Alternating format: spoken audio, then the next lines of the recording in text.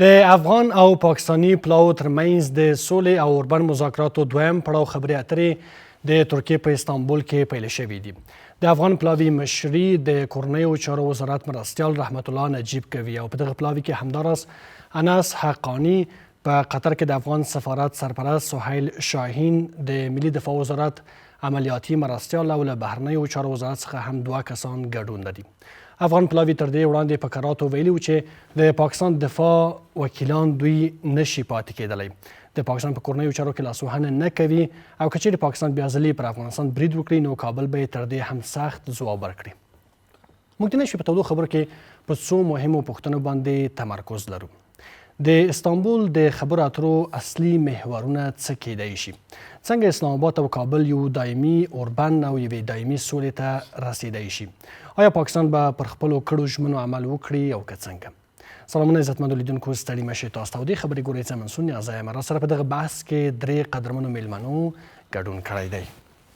د سیاسي چارو شنونکی فضل الرحمن اوریا صاحب، د سیاسي چارو بل افغان شنونکی قاضي نجیب الله جامع صاحب او لیکوال او د پوهنتون استاد عبدالناصر شفیق صاحب. تاسو ټول ستړي مه شئ، په خیر راغلئ.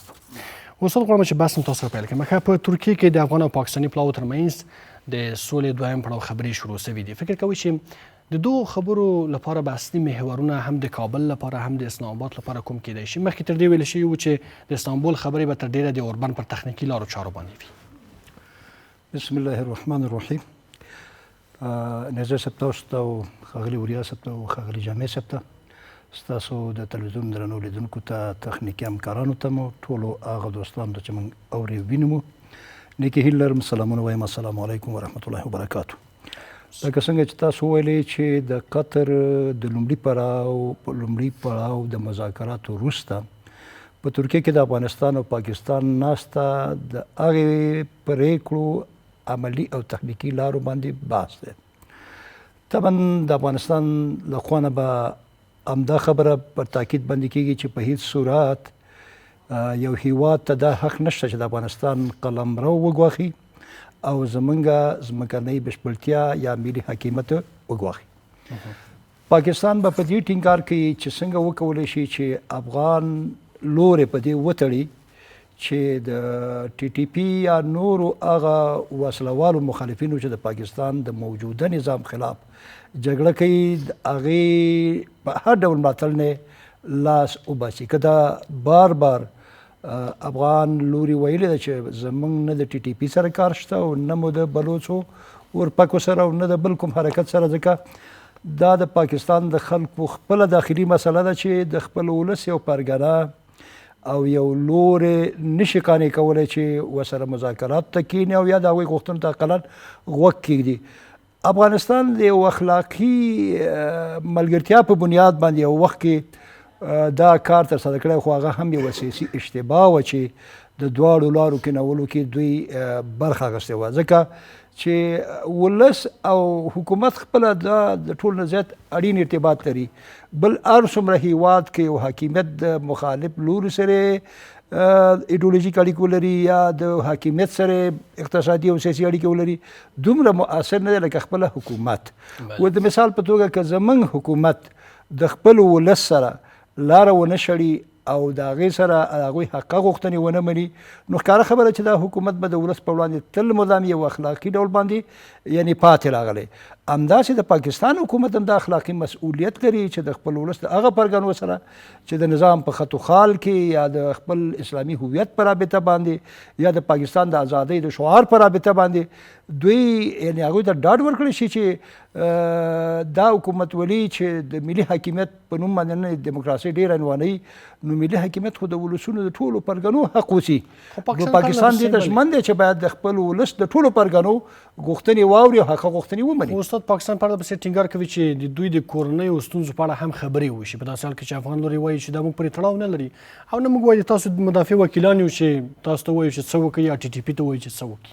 ښکاره خبره همدا ده چې پاکستان که دا تمه زموږ نه لري، دا داسې یو کار دی چې په عربي اصطلاح کې ورته تکلیف بما لا یطاق وایي.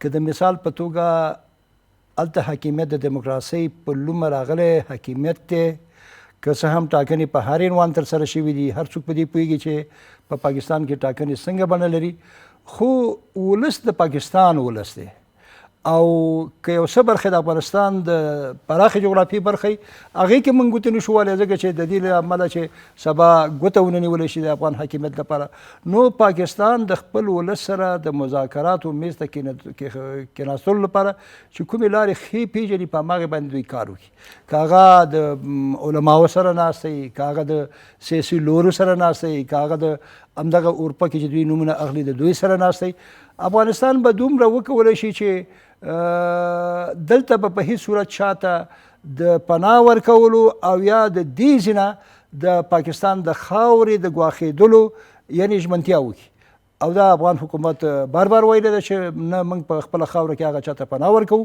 او نه چاته دا اجازه ورکوو چې د بل چا د حاکمیت خلاف زموږ خاوره استعمال شي. بخیر و سلامت اوسئ. جامع صاحب دا اوس که څه هم د افغانستان او پاکستان ترمنځ نظامي جګړه درېدلې ده خو اقتصادي او ترانزیتي جګړه په یو ډول روانه ده ځکه چې پاکستان ټولې اقتصادي او ترانزیتي لارې تړلې دي. په پاکستان کې هم پر افغان کډوالو فشار بې حد زیات شوی ده. د استانبول خبرې اترې به دغه وضعیت ته یو بدلون ورکړي؟ مننه قدرمن نیازی صاحب، تاسو ته دواړو درنو مشرانو قدرمن استاد شفیق ته او قدرمن اوریا صاحب ته او د طلوع نیوز او لمر لیدونکو اوریدونکو ته سلامونه نیکې هیلې. د دغه بحث اصلي جرړه چې ده د پاکستان پر خپلو داخلي سیاستونو کې ده. یو څه چې په موږ پورې اړه نه لري یا موږ پکې پړونه یو نو هلته بیا د سلامت او ملامت پړه یا د ملامت پړه په موږ اچول دا هم منطقي نه ده. که پاکستان د استانبول له ناستې سره یا پر افغان خاوره او افغان حاکمیت او ځمکني بشپړتیا باندې د سرغړونې دغه باندې تیري او یرغل له لارې غواړي او په عین حال کې د اقتصادي مسایلو او راښودل شو او په سیمه کې د اقتصادي فرصتونو چې منځنۍ او مرکزي اسیایي یا منځنۍ مرکزي او سویلي اسیایي لري دا سیاسي کوي دا د پیښو حل نه ده او د ټولو هغو ارزښتونو خلاف ته کوم چې د اسلامیت ښه ګاونډیتوب فرهنګي او تاریخي مشترکاتو په نامه ترې یادونه کیږي. البته زه دا بشپړ نه ګڼم یا زه په دغه باورونو په دغه تړاوونو باندې باور نه لرم ځکه دا د پاکستان له رامنځته کېدو څخه په تېر 88 کاله کې ثابته سوې ده. نو یو څه چې عیان وي بیان ته هم ډېره اړتیا نه ده. بحث دا ده چې هغه څه چې په استانبول کې ترسره کیږي او هغه څه چې په دوحه کې پرې هوکړه سوې ده هغه مهم بحث دا ده چې پاکستان باید خپلې داخلي کښالې خپلې سیاسي خپلسرۍ خپلې داخلي ناامنۍ دا د 1440 کال د استالاد قرارداد د ویانا د کانونسیون د ټولو نړیوالو هوکړو او ژمنتیاو پر خلاف باندې د افغانستان پر حاکمیت د افغانستان په ولس باندې نه پرون کې او نه باید په نن کې وتفي او دا د ستونزو حل لار نه ده. د پاکستان که غواړي خپلې ستونزې حل کړي او له سیمې سره ښه راښودل شه ولري او پاکستان لکه څنګه چې شهباز شریف وایي چې له سیمې سره اقتصادي راکړې ورکړې یا تړونونه به دوی په پاکستان کې ډول اقتصادي انقلاب راولي که دغه اقتصادي انقلاب لاره غواړي خلاصه کړي هغه باید پاکستان لومړی په کردونو باندې داسې اصلاحات وکړي چې پاکستان خلک ترې ناراضه دي راضي شي. داسې اصلاحات وکړي چې د لبیک پاکستان یو مدني حرکت مذهبي حرکت ترهګر ونه بولي یعنی مدني حرکتونه د ټولو نړیوالو اصولو په خلاف ترهګر ونه بولي. داسې سیاسي حل لار ته چې هغه په پاکستان کې د خبرو لاره خلاصه کړي له خپلو خلکو سره خبرې وکړي د دې ځای چې خپل خلک ترهګر وبولي یا د ترهګرۍ پر ضد به په نامه باندې ووژني یا د پاکستان وایي چې د موږ په کورنیو چارو کې لاس مه وهئ تاسې افغان لوري ته وایي چیرته موږ لاس دا یې مخکې هم ویلي وو چې دغه نظرونه دغه دریځونه چې چا سره خبرې وسي چا سره خبرې ونه سي یو ځل افغان لوري دا دریځ نیولی وو او ویلي وو چې باید دا کار افغان لوري ونه کړي دا د موږ کورني مسایل دي. قطعا زه په دې باور لرم او د افغانانو تاریخي دودیزه ډیپلوماسي پر دې ده چې موږ د ټولو هغه نړیوالو اصولو او ژمنتیاو باندې باور لرو او دا د سیمې او نړۍ پر خیر بولو کوم چې په نړیوال د خیر نظر ده د خیر غوښتنې لپاره ده د پاکستان نظر د پاکستان لپاره ده د افغان دوی د نظر ده یعنی هدف دا ده نیازی صاحب خبره را لنډه کم افغانستان په تاریخ کې د پاکستان په شمول د هیڅ هیواد کورنیو چارو کې لاسوهنه نه ده کړې ولې په عین حال کې د پاکستان وجودي فلسفه د دې لپاره جوړ شوې ده چې سیمه نامنه کړي او د دغې سیمې تاریخي او طبیعي او حقوقي ماهیت چې هغه د لوی افغانستان بحث ده دا یې نقص کړی ده. نو بنان زموږ لخوا په تاریخ کې د سیمې له هیڅ هیواد سره نه په نیابت باندې او نه په مستقیم ډول باندې داسې پالیسۍ یا داسې سیاست نه ده غوره کړی شوی چې هغه پر مداخلې پر لاسوهنې پر بېثباتۍ پر کرایي جګړو او خدای نخواسته پر بلواکۍ ولاړ د سیمې د هیوادونو په ځانګړي ډول دا چې د پاکستان او افغانستان کښاله له 9 د اکتوبره تر اوسه پیښه ده په کار ده چې پاکستان لومړی په خپل ګریوان کې سر وځړوي. ما مخکې مې یادونه وکړه، خبره باید تکمیله کړم. په کردونه باندې اصلاحات راولي او خپل خلک د ترهګر په ونه وژني. له افغانستان، هندوستان، بنګلادیش او ایران سره سوله وکړي او له سیمې سره پر هغه فرصتونه چې هغه اقتصادي دي، هغه سیاسي دي، هغه د دغې سیمې اقتصادي کوریډورونه دي او هغه استراتیژیک اهمیت چې له سیاسي امنیتي او له اړخه په نړیوال نظم کې لري، د دغې څخه د مثبتې یادې لپاره د سیمې د سولې پیغام ته سر خوځوي، تسلیم سي او له سیمې سره سوله وکړي. زه په دې باور یم چې تر دې یخوا نه په استنبول کې څه شته چې موږ یې وړاندې کړو یا دوی راسره خبرې کړي، او نه په دوحه کې داسې څه و چې دوی وړاندې کړي او موږ ورسره خبرې کړې وي. پاکستان د دفاع وزیر خواجه آصف ټولې مرکې د وروستیو له 9 د اکتوبره تر ننه وګورو چې په دې باور دی چې دوی اوربان ته، سولې ته، له افغانستان سره له ګډو فرصتونو څخه استفادې ته، د کابل له اقتدار څخه او د افغانستان نه داخلي او په عین حال کې د کابل له خپلواک دریځ څخه ویر لري، د کابل له وحدت څخه ویر لري، د افغانانو له هیوري څخه ویر لري، له سیمې او نړۍ سره د افغانستان د نیک تعامل او له انزوا څخه د افغانستان له راوتو څخه د ویر لري. دا هغه څه دي چې دوی ویره لري او دا زموږ ملي امنیت، ملي حاکمیت، ځمکنۍ بشپړتیا او د افغانستان ځمکنۍ بشپړتیا ته ورول ګواښ ده. پاکستان باید دغه ګواښونه چې افغانستان ته یې متوجه کړي دي نازا صاحب، دا باید په استنبول کې له دې څخه تیر سي او له افغانستان سره سوله وکړي. پر دغه سوله کې زموږ هم ګټه ده. البته په دې کې یو څه بیا هم وایم چې د ډیورنډ فرضي کرښه پرون هم د ډیورنډ فرضي کرښه وه، نن هم د ډیورنډ فرضي کرښه ده او سبا به هم د ډیورنډ فرضي کرښه تر هغه نیازی صاحب د ډیورنډ فرضي کرښه وي تر څو چې افغانستان یا لوی افغانستان زموږ د تاریخي، طبیعي، حقوقي او اصلي حدود، جغرافي حدود په بنسټ جوړیږي. دا هغه مسله ده چې هیڅ دولت پرې خبر نشي کولی او پاکستان د دې په نقص کې جوړ شوی دی. په خیر سلامت اوسئ. وریا صاحب، له دوحې نه تر استانبوله پورې د افغان لوري دریځ ډېر واضح دی. پاکستان ته په کراتو ویل دي چې د پاکستان مدافع وکیل نشي پاتې کېدلی او که چیرې اسلام آباد هڅه وکړي چې بیا ځلې پر افغانستان برید وکړي، دا ځل به د کابل ځواب نور هم کلک و تریخ وي.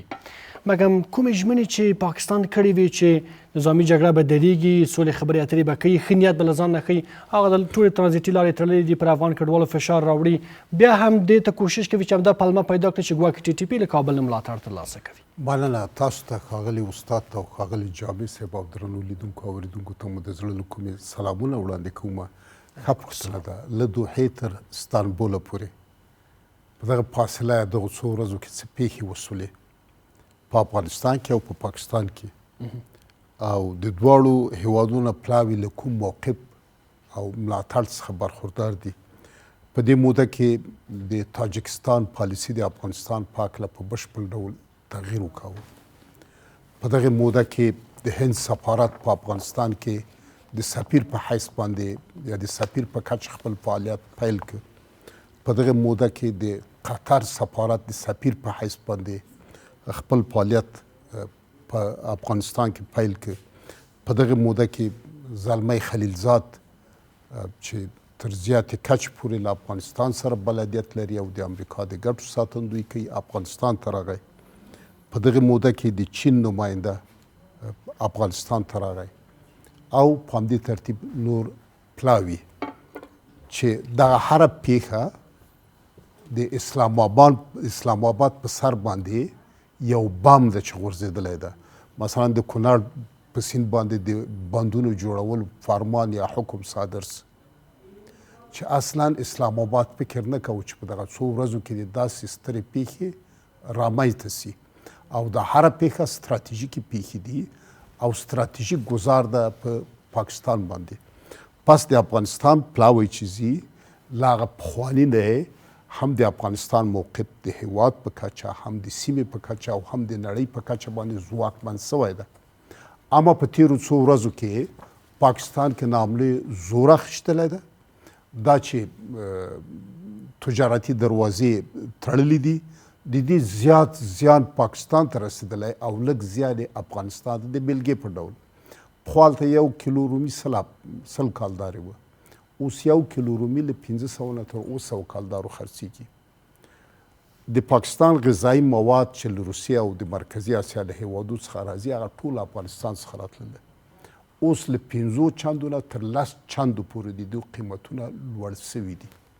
نو که دا دروازې نورې هم وتړل سي پاکستان به له یو اقتصادي ناورین سره مخ سي، سره له دې چې د افغانستان په اقتصاد او تجارت باندې لږ تاثیر کړی.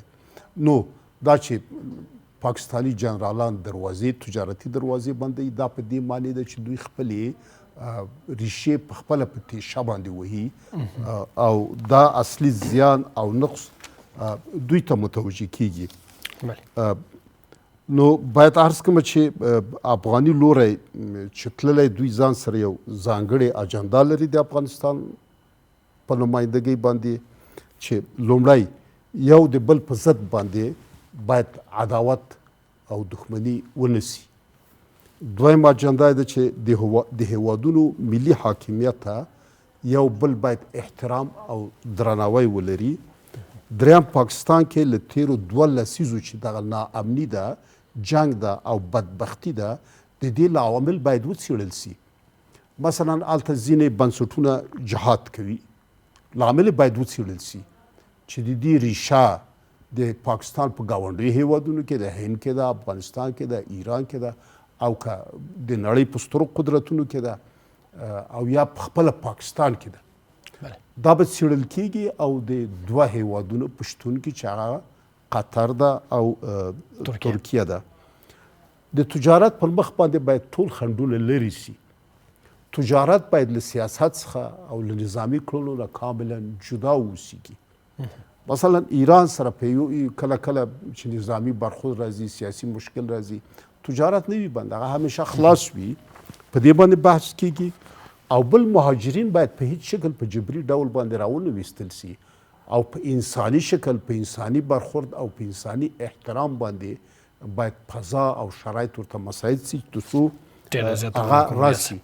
او بل چې بحث په باندې باید وسي هغه دا ده چې څنګه کولی سي یو داسې میکانیزم رامنځته کړي چې په دغو ټولو پریکړو او فیصلو باندې نظارت وکوي ترڅو د پاکستان دروغ او دوه مخی سیاست رسوا او افشا سي. ډېره زیاته مننه کوم. وروستی عرض به مې همدا وي چې همداسې چې افغانستان په نظامي جګړه کې پاکستاني ځواکونو ته ماته ورکړله، په دوحه کې ډیپلوماتیک بری لاسته راوړله. زه په دې باور یم چې په استانبول کې به هم افغاني پلاوی ښه ډیپلوماتیکي او سیاسي لاسته راوړنې ولري. په خیر و سلامت اوسئ استاد. د استانبول مذاکرات څومره یو ښه چانس دی چې افغان لوری له پاکستاني لوري څخه داسې ضمانتونه واخلي چې مخکې وړیا صاحب ورته اشاره وکړه چې کومې ژمنې چې کېږي هغه باید ترسره سي، یعنې اجرایي ضمانت د هوکړو ترلاسه شي. د ترکیې حکومت او د ترکیې باګراوند یا پس منظر چې موږ وګورو د یو داسې خاورې چې د اسلامي خلافت د ړنګېدو نه وروسته د دیموکراسۍ په نوم باندې د قومیت شعار ځپلی و، اوس یو اسلامي حاکمیت هلته رامنځته شوی دی. د هغې اړیکې هم د پاکستان سره ښې دي، هم د افغانستان سره ښې دي. د مذاکراتو بریا هم د یو کوربه هیواد په نیت او د هغوی په د دواړو هیوادونو سره د موجوده باور په کچه باندې تړل کېږي. کله چې ګورو چې ترکیه د همداسې تشخص نه برخمنه ده، قطر هم د همداسې یو تشخص څخه برخمن دی چې د منځني ختیځ د نورو هیوادونو په څیر د امریکا غلام ډیر په دې معنا نه دی چې هره پروژه د امریکا د ګټو لپاره پر مخ یوسي، بلکې د یو سیاست او د یو سیمهیز قوت په توګه باندې غواړي چې ځان لپاره داسې سیاسي لاره کړي چې هم په نړۍ کې وجاهت پیدا کړي او هم د خپلو سیاسي منطقوي حریفانو نه برلاسه شي، لکه سعودي یا ایران او نور هیوادونه. نو دغه زماني مقطع کې د پاکستان او د افغانستان ترمنځ مذاکرات ډیر مطلوب دي او لکه څنګه چې مخکې وریا صاحب ویلو چې متقابل احترام، چې دواړه حاکمیتونه باید د یو بل ملي حاکمیت، ځمکنۍ بشپړتیا او عیني واقعیتونه درک کړي او هغه خوبونه چې پخوا یو حاکمیت د بل په رابطه لیدل له هغې نه نور لاس په سر شي. دغه که د دواړو ژمنتیا وښودله، زه فکر کوم چې دواړه اسلامي هیوادونه یو اسلامي ګډ تاریخ لري، حاکمیتونه وخت په وخت بدلیږي او موږ د سیمې دواړه داسې هیوادونه یو چې د پخواني شوروي اتحاد خلاف موږ ته پاکستان اوږه راکړې وه او هغه 14 کلن جهاد نه بعد کومې پروژې چې دوی بیرته بیا د بدنیتۍ په نوم باندې یا د بدنیتۍ د لارې نه پیلولې نو هغې کې هم پاکستان اوس دا درکړې ده چې لکه څنګه چې په خپله خواجه آصف علي وایي چې موږ د امریکا لپاره تل کارېدلي، اوس دې په دې فکر وکړي چې دوی د امریکا لپاره کارېږي. نو په کار دا ده چې هغه څه چې شهباز شریف په یو سیګنال د خپل ضمیر نه اخیستی چې د پردۍ خاورې هېڅکله تل مدام په زور نه پاتې کېږي چا سره، نو باید د هغې په رابطه باندې داسې سیاست غوره کړي چې هم د اسلامي ورورولۍ، هم د مشترکو روایتونو او هم د خپلو ملي ګټو په رابطه باندې د بل ګټو ته هم درنښت ولري. که چېرته دوی په دې فکر چې هر ځل امریکا پروژه راکړې او ګواکې د افغان جهاد په دوران کې د پخواني شوروي اتحاد خلاف دغه پروژه زمون کامیابه شو، هغه د اصلا د زمانې اړتیا و، د کمونیزم په خلاف نړۍ یو غږ وه. اسلامي قوتونه او لیبرال دیموکراسي ټول هیوادونه په نړۍ کې یو منطق و، نو هغه اړتیا وه. اما د هغې نه بعد چې دې پروژې کاروي او بار بار په نوو پروژو باندې کله ننواتې کوي، کله چاپلوسۍ کوي، کله صاحب د چا لپاره سلام و سلوټ وړاندې کوي، دا ټول هغه څه دي چې دوی په ځای د دې چې خپل هغه غوږ وګټي سر بایلات شي. نو ښه خبره دا ده چې دواړه هیوادونه په پاک نیتۍ باندې د خپل مشترک تاریخ په لرلو سره د هغې په تناظر کې صادقانه مذاکراتو ته کښېني او هغه لاملونه چې په دواړو هیوادونو کې د بې ثباتۍ یعنې نوغې کري هغې باندې ګډه مطالعه او فکر وکړي، که هغه دلته ده او که هلته ده. اوس ښکاره خبره ده چې دا ټي ټي به څه غوښتنې لري، بلوڅ به څه غوښتنې لري، او د هغې غوښتنې خو موږ نشو متعین نشو جوړېدی، خو لیکن د یو نړیوال نظم لپاره موږ په دې مکلف یو چې موږ لکه څنګه ځان لپاره امنیت غواړو، په ګاونډ کې هم امنیت غواړو، ځکه که ګاونډ کې امنیت نه اوسي سبا زموږ امنیت ته لا ترغه کېږي، لکه څنګه چې پاکستان زموږ لپاره امنیت غواړي. نو د امنیت د غوښتلو دغه ادعا باید په ثبوت سره په عمل کې ورسوي. ډېره زیاته مننه کوم. جامع صاحب فکر کوي چې پاکستان د اعتماد وړ ده، د باور وړ ده؟ نیازی صاحب زه خو په پاکستان باندې د یو ساعت لپاره څه چې د یو دقیقې لپاره هم د هیڅ ارزښت پر اساس هم باور نه لرم، او موږ باید د پاکستان له 78 کال تاریخ څخه دا زده کړي وو چې پاکستان له موږ سره د اسلامیت په نام باندې، د انسانیت په نام باندې، د ښه ګاونډیتوب په نام باندې او د هیڅ ارزښت په نامه معامله نه ده کړې. راځئ موږ هم نور دومره خوشباوره نه سو چې پاکستان ته هغه څه ووایو چې پاکستان پرې باور نه لري.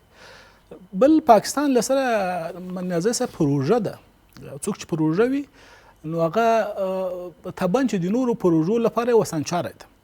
زما باور دا دی چې د پاکستان په اړوند باید سیاست وسي، لکه څنګه چې د هر لرې او نږدې په وړاندې سیاست کوي.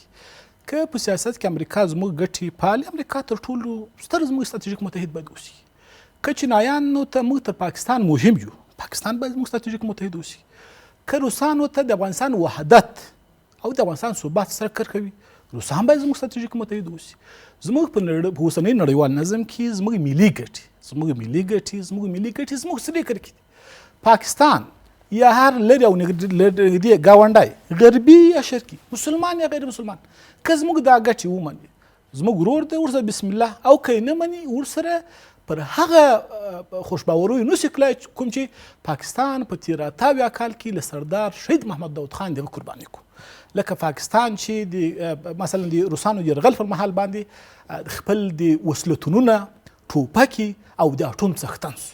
پاکستان په ما کې د کمونیزم پر مهال باندې د اسلامیت پر اساس نه ده کړې. مولانا فضل الرحمن خبرې تاسو وګورئ، د خواجه آصف دغه بیانونه څه معنا لري، د پرویز مشرف اعترافونه وګورئ. بناء په سیاست کې دومره خوشباوري باید موږ ونه کوو، او دا د سیاست له منطق څخه لري، ځکه سیاست بحث قدرت او قوت بحث دی، قدرت او قوت بحث کې چې د پاکستان ملي امنیت کرښې د انګریز د مفاداتو پر اساس، د زاړه استعمار د مفاداتو پر اساس په سیمه کې جوړ شوي دي. هغه مفادات چې چرچل په مومندو کې پښتانه ته د مار خاصیت ویل، هغه مفادات چې هغه یو قدرتمن با اقتداره خپلواک پر خپلو صادراتو ولاړ له سیمې او نړۍ سره په ستراتیژیک تعامل کې د احمدشاهي دکتورونو پر اساس وي، دا پاکستان ته قطعا د منلو وړ نه ده. پاکستان وایي چې افغانستان جوړ سي، با اقتداره سي، با امن سي، ملت یې لکه څنګه چې په دا وروستي 11 د اکتوبر جګړه کې خپل وحدت ثابت کړل، لکه څنګه چې زموږ غازي او مجاهدو وسلوالو ځواکونو د افغانستان د 2500 یا 600 ډیورنډ فرضي کرښې په وجود کې د افغانستان له ځمکنۍ بشپړتیا څخه په افغانیت او په اسلامیت دفاع وکړه، دا د افغانستان دریځ. پاکستان داسې افغانستان نه غواړي چې امریکا ستراتیژیک متحد وي. نو بنان په کار دا ده چې له پاکستان سره سیاست وشي، له پاکستان سره د عاطفي برخودونو څخه راتېر شو. ځکه که پاکستان په 78 کال کې نیازی صاحب یوه ذره په اسلامیت باندې باور کړی وای، په ښه ګاونډیتوب باور کړی، موږ به ورته ځان جوړ کړی. په همدغه بده ورځ باندې وریا صاحب زموږ مهاجر راشړي، په همدغه بده ورځ باندې زموږ ناوې د پاکستان د ظالم حکومت په بندیخانو کې خپل هغه شپه چې باید له خپل میړه سره تېره کړي هغه په زندان کې هلته تېروي. د افغان ماشومانو لاسونو ته یې هتکړۍ واچولې، هتکړۍ یې واچولې. په اقتصاد باندې د سیاست کوي. زموږ زرګونه د جنت میوه انار د سپین بولده کې یوه خبره په سپین بولده کې او په تورخم کې خوسا کېږي. پاکستان له تا سره په کډوالو، له تا سره په اقتصاد، له تا سره په انساني اړیکو، له تا سره په اسلامیت، له تا سره په ټولو ارزښتونو باندې سیاست کوي. په کار دا ده چې موږ راویښ شو، خوشباوره ونه اوسو، سیاست وکړو. افغان ګټې تقدس دي او تقدس لري. ډېره زیاته مننه کوم. عزتمندو لیدونکو ورځو لنډې دمې ته له دمې وروسته تودې خبرې دوام لري.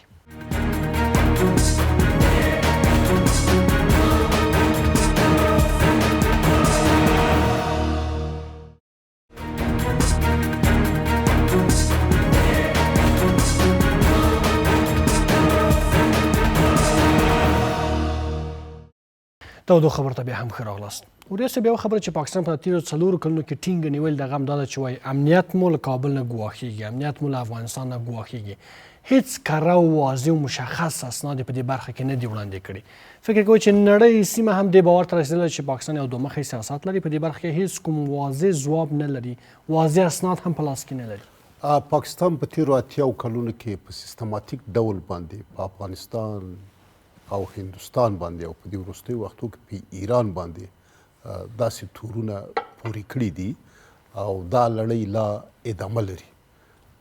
او پاکستان لپاره اوس یو طلایي فرصت په لاس ورغلی ده او هغه طلایي فرصت دا ده چې ستونزې باید له افغانستان سره د خبرو اترو پر بنسټ حل کړي. او که خدای ناخواسته دا ظرفیت پاکستان ونه لري چې د افغانانو غوښتنو ته په دغه خبرو اترو کې مثبت جواب ورکړي، نو پر دې بنسټ به پاکستان د یو ناورین خواته د داسې ناورین خواته ولاړ سي چې هغه به بالکل ذاتي اوسنی حالت به تباه سي، پارچه پارچه به سي او ټیکه ټیکه به سي. دا ځکه که دا ځله بیا هم د افغانستان په مقدس حریم باندې تجاوز وکوي، دې کې هیڅ شک نشته ده شاید د جهاد له فتوا سره مخ سي. او که کوم وخت کې د افغانستان له لوري د پاکستاني جنرالانو پر ضد باندې د جهاد فتوا صادره سوله، فقط په ډیره لنډه موده کې به د دوی کمپله د تل لپاره ټوله سي. په داسې شرایطو کې چې پاکستان په تیرو 80 کلونو کې د فتواګانو مرکز شمیرل کېده او په همدې نوم انګلیسانو جوړ کړی و چې د شوروي په ضد باندې فتواګانې ورکړي، د انګلیسو، امریکا او نور استعماري قدرتونو په ضد باندې فتواګانې ورکړي او د خپل بقا په خاطر باندې باید فتواګانې ورکړي. نو وروسته له 80 کلونه د پاکستان جنرالان خلع سلا سول. نور دوی د فتوا سټیج نه لري، دوی دور د فتوا صلاحیت نه لري، نور دوی د فتوا د صادرولو توانمندي او ظرفیت نه لري او نه اوریدونکی لري. پس دوه مرجع دي چې اوس فتوا صادروي، یو داخل د پاکستان کې د جهاد فتوا مذهبي شخصیتونو ورکړې ده او هغوی خپل جهاد کوي، دا موږ پورې اړه نه لري، د دوی کورنۍ مسله ده. او دویم اوس د فتوا مرکز یې افغانستان ده تر زیاتې کچې پورې په اسلامي نړۍ کې.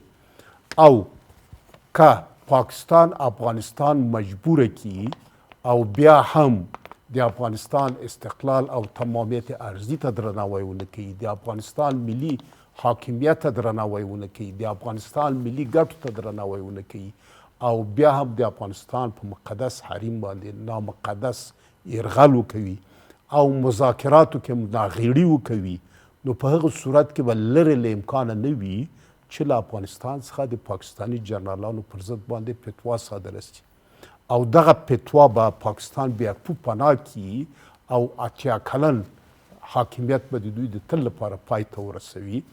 پس د پاکستان لپاره اوس یو طلایي فرصت شتون لري او هغه طلایي فرصتونه دا دي چې د خبرو اترو په بیس کې افغاني لوري ته د افغاني لوري غوښتنو ته درناوی وکړي او تش په نوم هغه تورونه چې اتیا کاله یې د افغانستان په ضد د هندوستان په ضد باندې په کاذب ډول باندې پوری کړي دي هغه نور پای ته ورسوي. زیاته مننه کوم ریاست محترم یم تر راګرځم. استاد فکر کوي چې د پاکستان او افغانستان ترمنځ د ستونزې اساسي د هیڅ چیرته دي یو خو تل ویل کېږي چې د ډیورند فرضي کرښه ده په مجموع کې د پاکستان حاکمیت چې دی تل مدام د نورو لخوا نه ټاکل شوی حاکمیت دی. په دې معنی چې د هلته که ټاکنې هم کېږي هغه ټاکنې واقعي او شفاف او رڼې نه بلکې لکه څنګه چې یهودي لابي په امریکا کې د ګاټرنو مسیر ټاکي دلته هم د امریکا د تسلط لاندې ټاکنې رنګ پیدا کوي. دا اوس هم چې شهباز شریف کومه پالیسي په مخ وړي دا د پاکستان د ټول ملت پالیسي نه ده.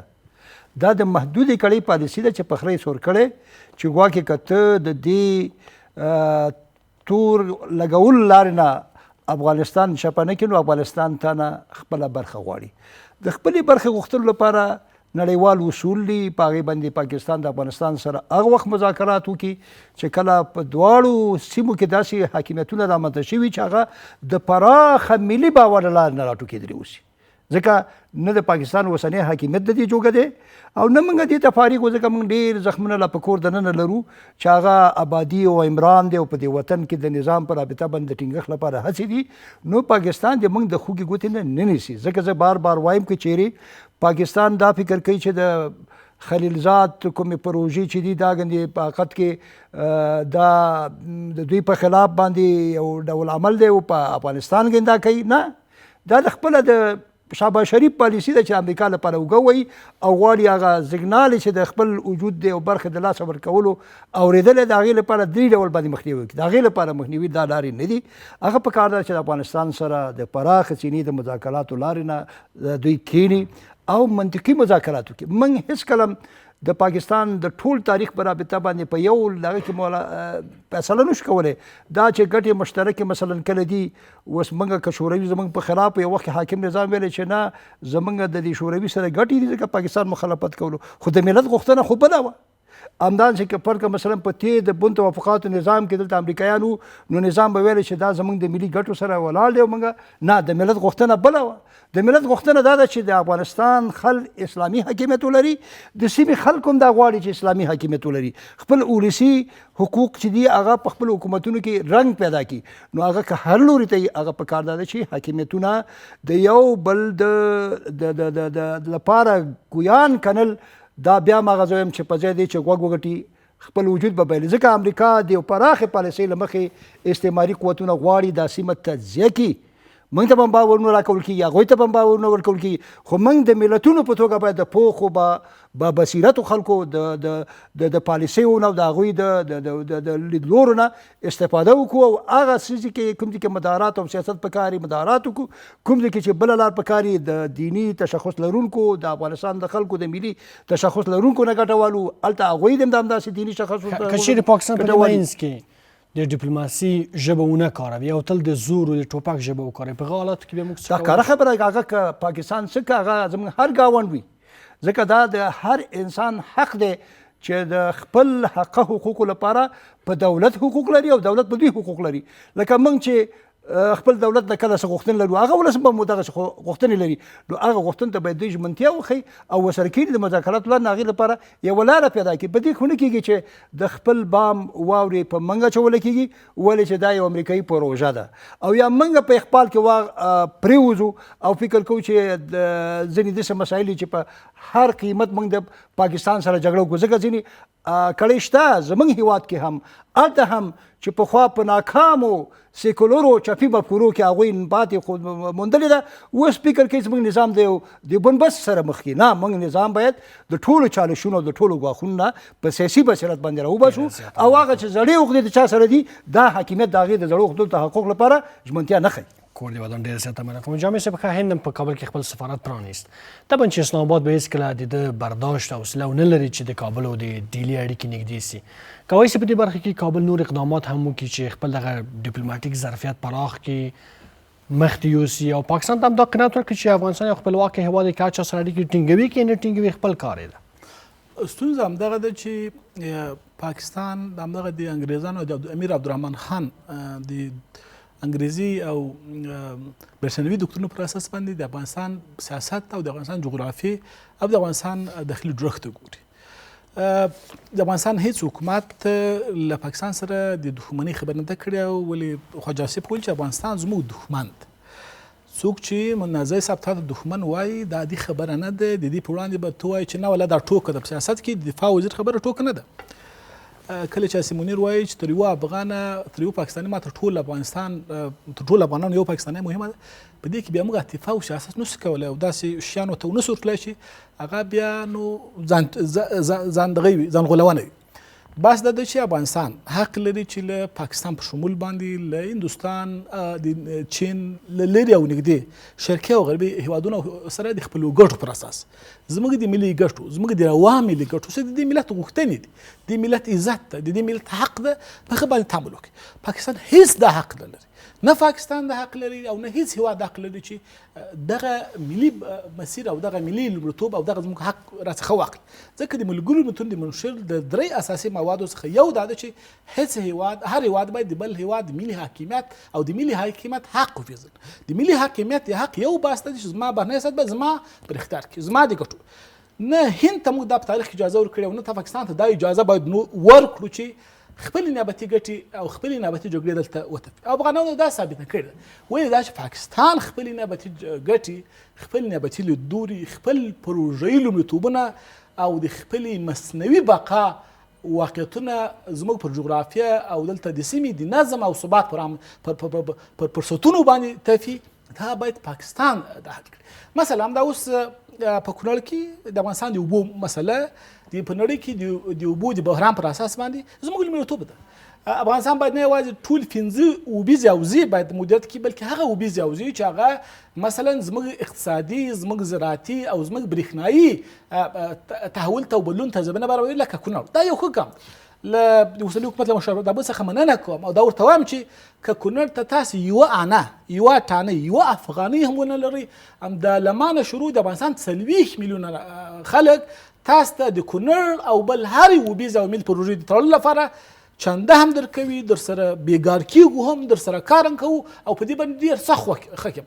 په همدغه بیګا باندې چې د کونړ خبره وسه پاکستان وویل چې دا موږ ته ګواښ او حتی څو وخت مخکې وویل چې موږ د چترال مثلا 2000 څو اوبه دي هغه هم تړو. یعنې دا خپله چې زما په اوبو تړلو کې ته سیاست کوې، پر کډوالو مې ته سیاست کوې، له هند سره په رابطه کې ته کابل بمباروي چې متکي صاحب هلته ولاړ په هماغه شپه کابل د افغانستان زړه د افغانستان د اقتدار زړه بمبار کو چې پر سوداګرۍ، ترانزیت او د ټولو نړیوالو تجارتي سوداګریزو هوکړو باندې ته سیاست کوې.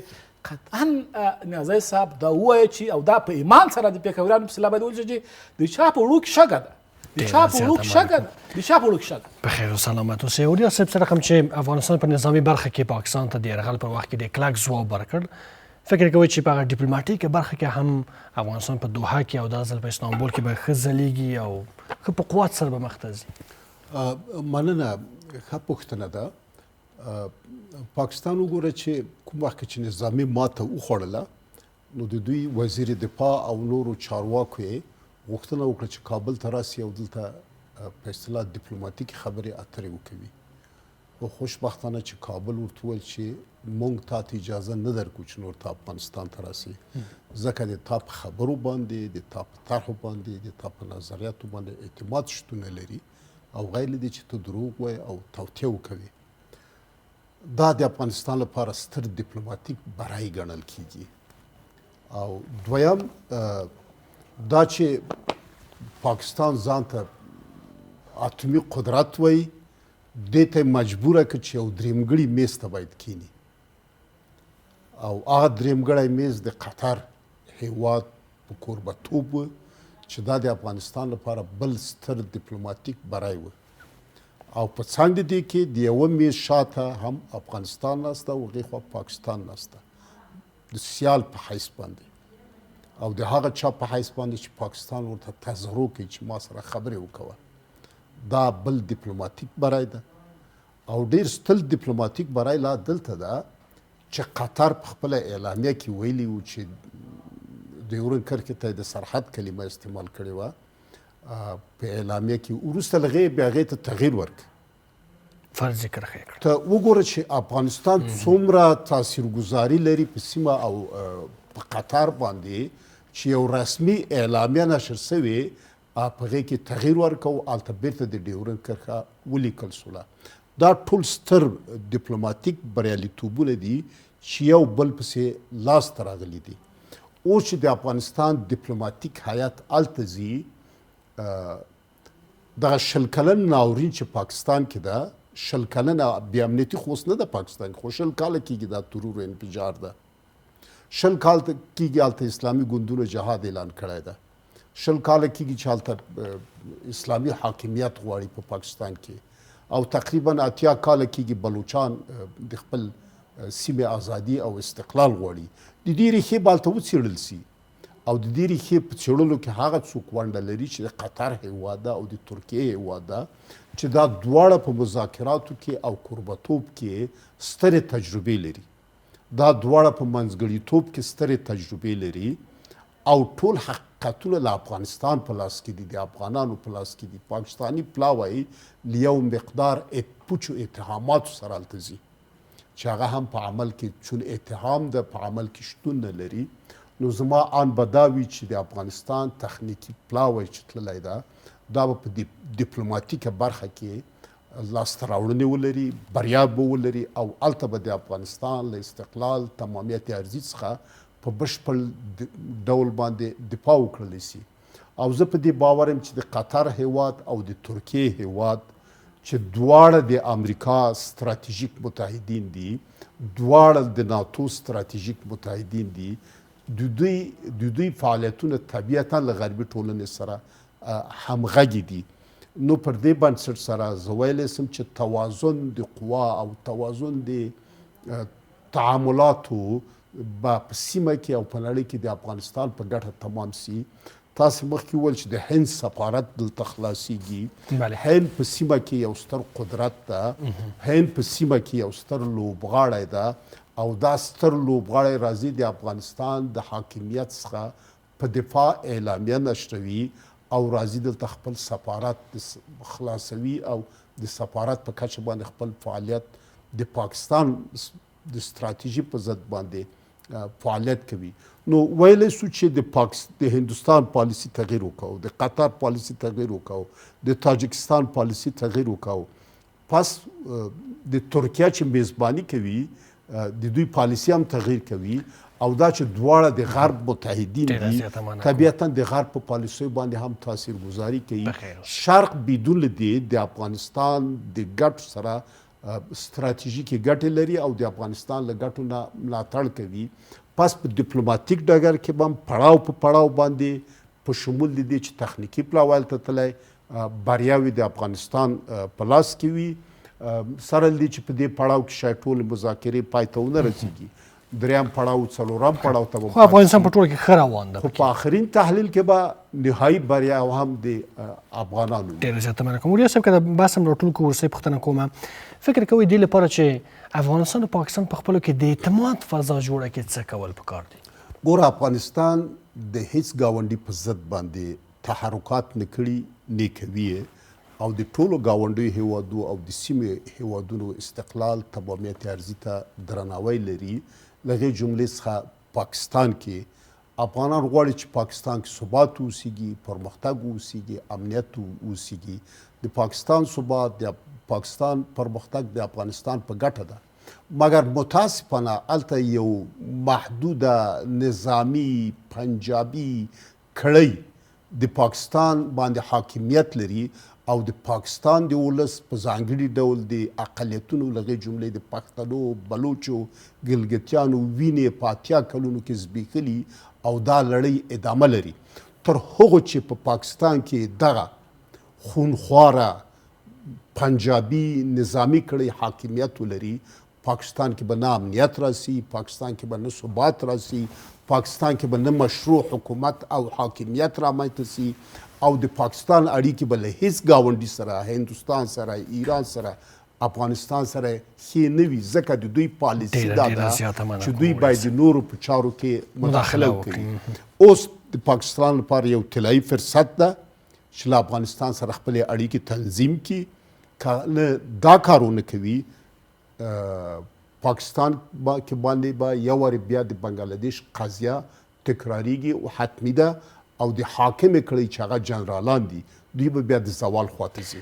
کول ودان ډیره زیاته مننه کوم. جامع صاحب که د بحث راټول کوو افغان نورې نور څه کولی شي چې په سیمه کې خپل اقتدار خپل ډیپلوماټیک قوت پراخ کړي که هند نورو هیوادونو ته ورو ورو قناعت ورکړي ترڅو دغه نظام خپل هغه ډیپلوماسي ځواک دومره قوي کړي چې مخالف لوري کله که پاکستان غوندې هغوی هم مجبور کړي چې د کابل غوښتنو ته غوږ کړي. بالکل نظر صاحب ما همیش په دې باندې ټینګار کړی دی چې د افغانستان ښه ورځ هغه ده او زموږ دښمنانو ته بده ورځ هغه ده چې افغانستان له ټول نړۍ سره نږدې تودې او ستراتیژیک اړیکې ولري. دا باید له سیمې سره ولرو له اسلامي نړۍ سره په ځانګړي ډول ولرو او د پاکستان په شمول له ټولو هیوادونو سره یې غواړو ولرو. موږ افغانستان د هیچ چا پر ضد باندې کومه اجنډا نه تعقیب کړې. موږ په پاکستان کې هیڅکله د داسې وضعیت غوښتونکي نه یو چې هغه چې پاکستان موږ ته غواړي. خو زه به باور یم چې پاکستان باید خپلو سیاستونو کې تغیر راولي. مبینان له ټول نړۍ سره د افغانستان اړیکې باید ښې سي. له هند سره وروستۍ اړیکې د افغانستان د دودیزې ډیپلوماسۍ دي او د افغانستان د ملي ګټو پر خیر دي. افغانستان باید له نړۍ سره له اوسنۍ انزوا چې لا هم پکې باید راوځي.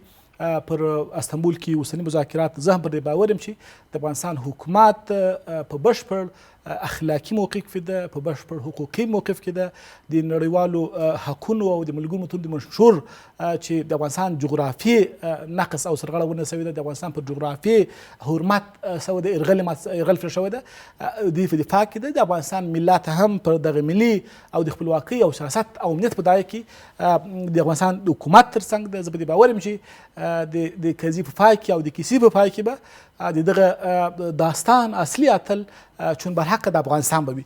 او بیا هم زما باور دا ده چې تر څو پاکستان پر خپلو بنیادي او بنسټیزو سیاستونو کې تغیر رانه ولي، زه بیا هم د پاکستان په ورمندونو باندې د پاکستان په وکړو باندې باور نه لرم، ځکه دا باور خم شوی ده، دا مات شوی ده او دا بیا به مات شوی ده. ولې افغانستان په یو قوي ملي سیاسي حقوقي او اخلاقي موقف کې ده چې د دوحې ترڅنګ د استانبول مذاکرات هم په بریا سره پای ته ورسوي. او هغه څوک چې په استانبول کې راټول دي د افغانستان د ملت ډېر رښتیني بچیان دي. په خیر او سلامت اوسئ. استاد ورسئ خبرې هم ستاسو اخر مهرباني. موږ دواړه اسلامي هیوادونه کله د خفګان ورځې لرو، کله د دوستۍ ورځې لرو، د امت یو برخه یو. او کله چې اسلامي امت په دې زماني مقطع کې موږ ګورو چې د امریکا د جارحانه پالیسیو په نتیجه کې د غزې مسلمان ولس د هغه قتل عام لاندې ونیولی شو، نو باید پاکستان هم په دې فکر وکړي. موږ د پخوا نه په دې فکر کړی دی او د سیمې نور هغه هیوادونه چې اکثر پروژهي هیوادونه دي هغه هم په دې فکر وکړي چې د خپلو ولسونو په وړاندې به آخر ځواب وایي. لکه څنګه چې خپله دغه حاکمیت ته وایو چې د ولس خبره اورئ، پاکستان حاکمیت هم دا مکلفیت لري چې د خپل ولس د بېلابېلو ایډیالوژیو خبره واوري. هغه چې د ولسونو د سیمو نه مثلا تولیدات دي یا مثلا د هغوی معدني منابع دي یا د هغوی مثلا قیمتي ګټې دي او هغه په بې برابریو یا بې عدالتۍ باندې پاکستان یو برخه خوري او بله ترې پاتې کېږي. په دې باید ژور فکر وکړي، ځکه د سیمې لپاره ثبات دا د افغانستان په ګټه هم دی، د پاکستان په ګټه هم دی. او د دې وخت راغلی چې د اسیا ولسونه د اسیا هیوادونه د هغه خونخوار هژموني سیاست د امریکا نه د خلاصون لپاره یو بل ته د کویو کنولو په ځای باندې یو بل ته د وروړۍ لاس ورکړي، د خپلو هیوادونو سیاسي ثبات وغواړي. او همدارنګه د هغه خونخوارې امریکا پالیسۍ چې تر اوسه پورې لا نړۍ د شلمې پیړۍ نه 20مې پیړۍ ته لاړه، لیکن بیا هم نړۍ ته خلاصه نه ده. د دې لپاره باید اسیا په منظمه توګه باندې او لکه څنګه د کوم اسلامي هیوادونه چې کوربه دي دوی باید د ژور لید له لوري نه هم د پاکستان خبرې واوري او زموږ د هغوی نه زیات د افغانستان خبرې واوري، ځکه لومړنی مجال دی چې افغانستان خپلې تاریخي قضیې ته اړتیا لري چې د بحث لاندې ونیسي. نو په دې خاطر باندې دواړه هیوادونه کوربه هم مسؤلیت لري او د زموږ د درګیرو هیوادونو ملتونه چې څه غوښتنه کوي حکومتونه باید هغې ته غوږ کېږدي. خو استاد ضعف دلته ده چې ذبیح الله مجاهد وایي چې د پاکستان په افغانستان باندې ښه ورځ نه لورېږي. ما مخکې نه ویل چې د پاکستان چې کله موږ خبره کوو پاکستان تل مدام پروژهي حکومتونه راغلي، کله چې ملي حکومت راغلی هغې بېرته تر منځه وړی دی. خو لیکن کله چې موږ د پاکستان خبره کوو نو پاکستان نه باید د ولس باندې دا کوم بار چې دی د پردیو پروژې دا د هیڅ یو اسلامي ولس لپاره موږ نه غواړو. دا که د ځان لپاره نه غوښتې د امریکې په خلاف هم جهاد کړی، د شوروي خلاف هم جهاد کړی، په همدغه منطق باندې کوو چې پاکستان کله د نورو د پروژو د لارې داسې عمل کوي چې هم ځان تباه کوي هم نور تباه کوي، نو باید دغه قیادتونو ته هوښیارتیا وبخو او د دغه قیادتونو خو هغه حالي چې دلته مثلا کله په واک کې نو هر څه ورسره خو چې کله بهر ته ځي بیا ټول ځان سره بیرون وړي. تاسو د پاکستان پخواني استخباراتي او استبلیشمنټ مسؤلین ګورئ چې هغې په کوم امکاناتو بهر اوسېږي، لیکن ملت یې نن د قرض او د پور لاره دې حالت ته ورسېدلی چې شهباز شریف 3 ځلې سلام او سلوټ کوي. دا په دې معنا ده چې دوی عیني وختونه نه درکوي، عیني وختونه درکولو د لار نه دی د خپل ولسونو سره د تفاهم ژبه پیدا کړي. بخیر او سلامت اوسئ استاد جامع صاحب او وریا صاحب، ډېره زیاته مننه کوم. عزتمنو لیدونکو ستاسو له ملتیا څخه هم یوه نړۍ مننه. د خدای په امان.